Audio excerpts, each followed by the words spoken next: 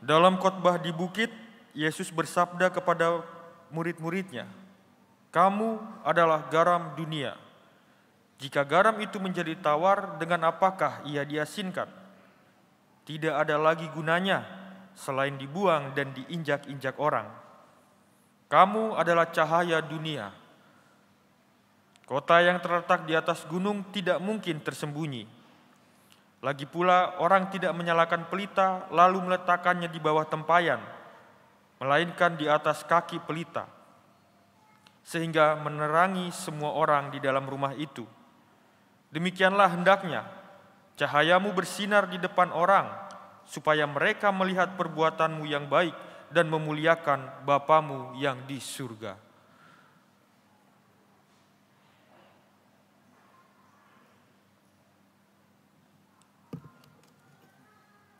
Demikianlah sabda Tuhan.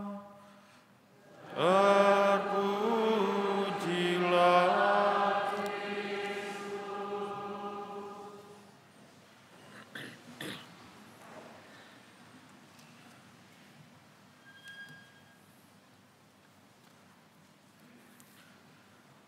saudara-saudaraku yang terkasih dalam Kristus.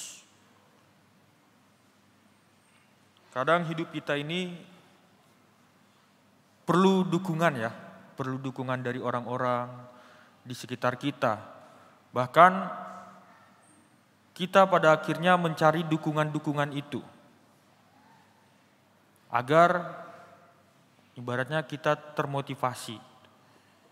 Tetapi tidak jarang juga yang mencari dukungan demi membenarkan diri, demi suatu pembenaran, atau mencari dukungan demi kepuasan diri pribadi saja. Kalau kita lihat di media sosial saat-saat ini, ada suatu fitur yang menampilkan jumlah pendukung yang setuju atau tidak suka pada komentar dan foto tertentu yang kita posting gitu ya. Kalau anak-anak muda zaman sekarang gitu ya, mencari postingan mencari dukungan, like-nya paling banyak berapa gitu, ada yang jempol, ada yang love ya kan. Mencari dukungan-dukungan itu. Dan terkadang hal itu justru menjadi penentu suatu perasaan dan keyakinan seseorang. Semakin banyak tombol like, maka semakin bangga dan merasa dia dibenarkan. Tetapi sebaliknya, semakin sedikit jumlah like-nya atau jumlah dukungannya, orang merasa sendirian dan tidak percaya diri, ya kan? Ada yang seperti itu ya, tidak banyak juga gitu.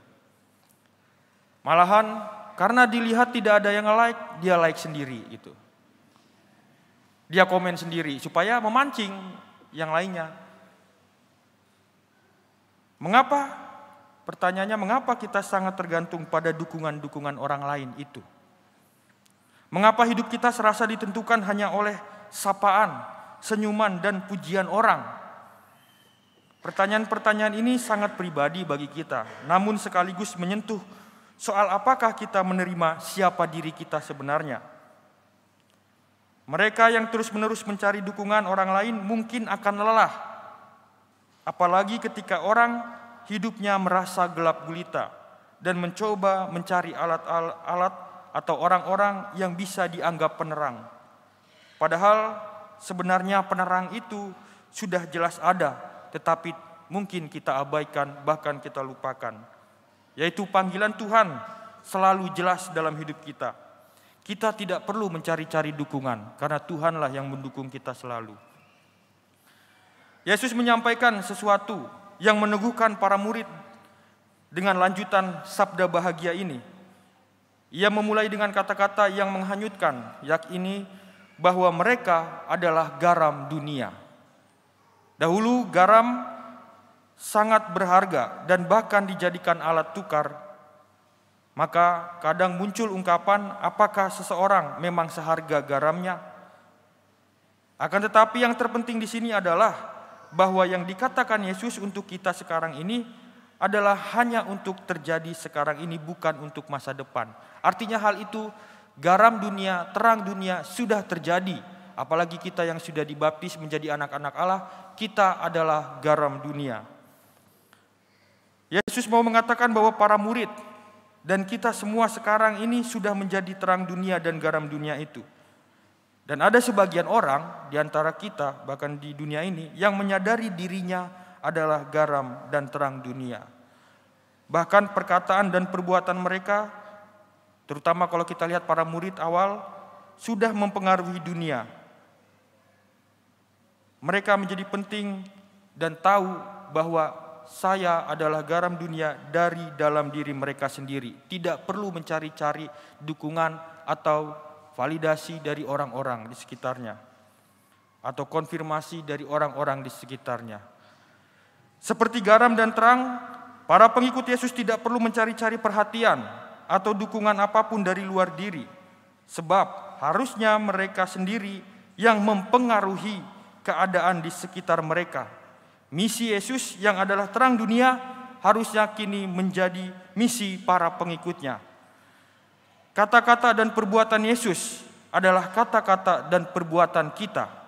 Bahkan kata-kata dan perbuatan kita adalah harusnya menjadi bagian dalam kehidupan kita sehari-hari. Karena kita adalah penyalur garam dan terang itu, meski dalam situasi yang hambar dan gelap sekalipun. Dalam kehidupan sehari-hari kita sering menghadapi situasi hambar dan gelap. Bisa jadi kita merasa hidup dan doa kita hambar karena begitu-begitu saja. Ya kalau kita lihat perayaan Ekaristi ya, urutannya seperti itu aja ya. Bahkan mungkin dari antara kita datang ke sini hanya sebagai bentuk kewajiban. Atau bahkan ya saya datang ke sini ya hambar, tidak ada hal yang menarik bagi saya gitu. Kita mengalami beberapa kejadian yang gelap pun, mungkin juga karena kegagalan dan kesalahan, sehingga membuat kita merasa butuh penerang. Dan kita mungkin malah menjadi orang-orang yang jauh dari kata terang dan garam. Apa yang kita lakukan dalam situasi seperti itu, ketika hidup kita hambar dan penuh gelap? Contohnya ketika kita datang ke pertemuan lingkungan ya, kelompok-kelompok doa, dan jumlahnya sedikit, kita malah tak mau hadir. Karena merasa tidak mendapat apa-apa. Kita mendengar gosip tentang seseorang, kita justru menimpalinya dengan penilaian dan kesimpulan yang negatif. Ada kalanya kita juga terlalu mendesak, bahkan menuntut untuk diperhatikan, dipahami, dan didukung orang lain. Semua ini tidak memperbaiki apapun dan tidak juga menerangi sekitar kita.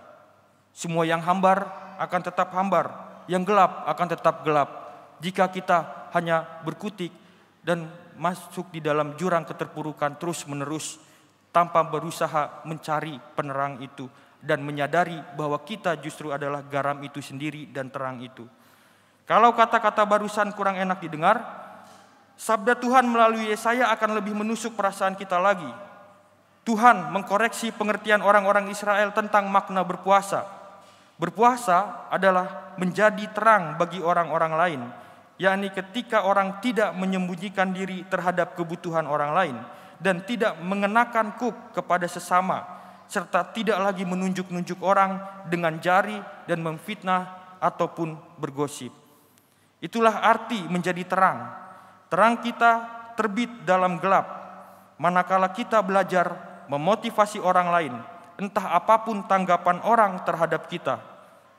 Melepaskan orang dari tuduhan yang tidak adil dan secara terbuka mendukung orang lain daripada sekedar mengharapkan dukungan dari mereka. Yesus memberitahu siapa kita. Ia menggambarkan keadaan yang sudah terjadi sekarang ini. Meskipun dunia terasa hambar dan gelap, kita tetap adalah terang yang mampu menawarkan penglihatan. Kita mampu karena Yesus sendiri ada di belakang kita dan sesungguhnya dialah terang sejati. Sekali beriman kepadanya, kita sudah diberi kemampuan untuk meyakinkan dan mempengaruhi orang lain, untuk melihat jalan keluar dari setiap kesulitan yang dihadapi. Pertanyaannya kepada kita masing-masing, apakah kita sudah bisa melihat bahwa diri kita berharga dari dalam diri kita sendiri? Dan apakah kita sadar bahwa iman kepada Yesus telah menjadikan kita garam yang selalu asin, cahaya yang selalu menerangi? Itulah pertanyaan untuk kita masing-masing yang mungkin bisa kita renungi di minggu kita, di setiap doa-doa kita.